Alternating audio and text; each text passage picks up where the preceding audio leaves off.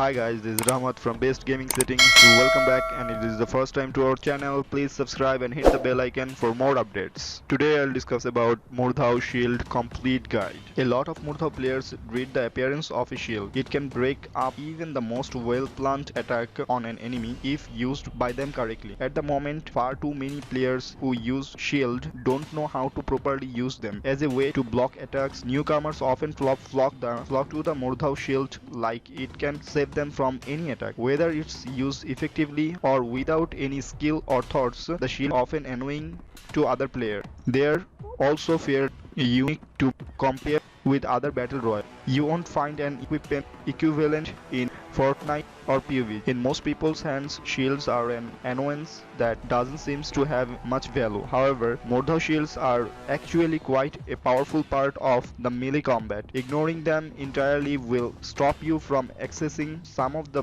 battle techniques. Shields are going to cost you extra points to equip. They are not a free element of your character. So, if you are planning on using one, and you should be using it properly rather than wasting it. They can be equipped alongside any one-handed weapon. Anything that you can wield with only a hand allows you to use the other hand for a shield. This obviously has its drawback in limiting your weapon's choice. Each Mordhau shield has a different stats. Some of them allows you to constantly block defending one part of your character. These types can help players who don't quite have their timings right. Then there are shields with which you need to time the block right to work. Choosing which type of shield work better for you is as important as using the right settings and perks. Now let's talk about Mordhau shields, buckler and target. The buckler shield is an item that requires you to time your blocks to still be effective. It is the smallest shield in the game, so covers the least space. This doesn't make it entirely useless, but you will need more skill to actually use it. Most shields reduce the speed and which you can move and more importantly turn. Timing your character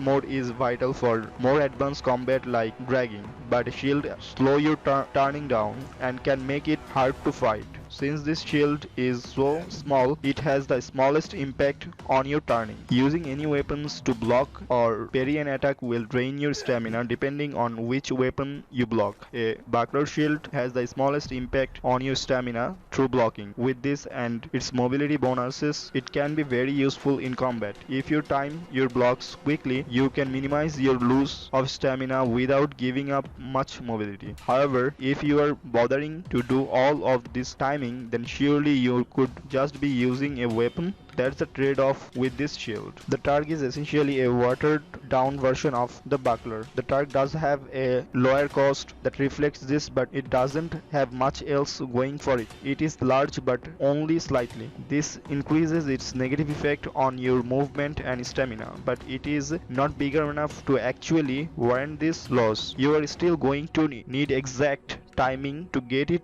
to work. Now let's talk about heater shield and kite shield. The heater is a different type of Mordhau shields entirely. It is considerably large in size than either of the previous two shields. However, to balance this is drain your stamina at significantly faster rate. The trade-off makes it a bit of a bad choice. The kite shield similarly is larger and drain more stamina, but considering the protection you gain versus the stamina you lose, it is a much more worthwhile trade-off. The heater shield does require fewer points to put it into a build though. If you are being economically, then it does have some advantage. With either the heater or kite shield equipped, you can hold down the block button indefinitely. This allows you to keep your shield permanently up in the blocking position to take on any attacks that comes your way. If it gets hit or you release the button, you stop blocking. This can be really helpful. However, it isn't as easy as it sounds. You can't actually attack while holding the block button outside of riposte, so you will need to work out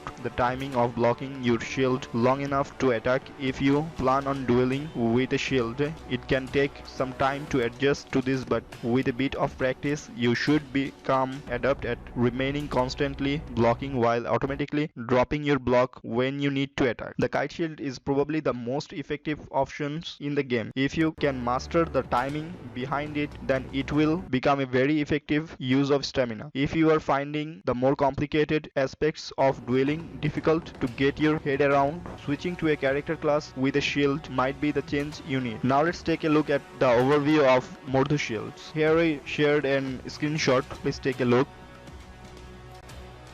In the left side there is buckler, then torch, then kite, then hitter. Each Mordhau shield has a trade-off compared with others. You should decide if you want to use a shield with a constant block or one that requires timing. Out of these two categories, the kite and the buckler are the better choices. The other two shields simply offers watered down version of those. That is fine if you don't quite want to commit to a shield, but you should be making the most out of on if it is in your character class. Guys, that was all for this video. Let us know what you think of this video, and please let us know about what video you want to see next in our channel, and thank you for watching.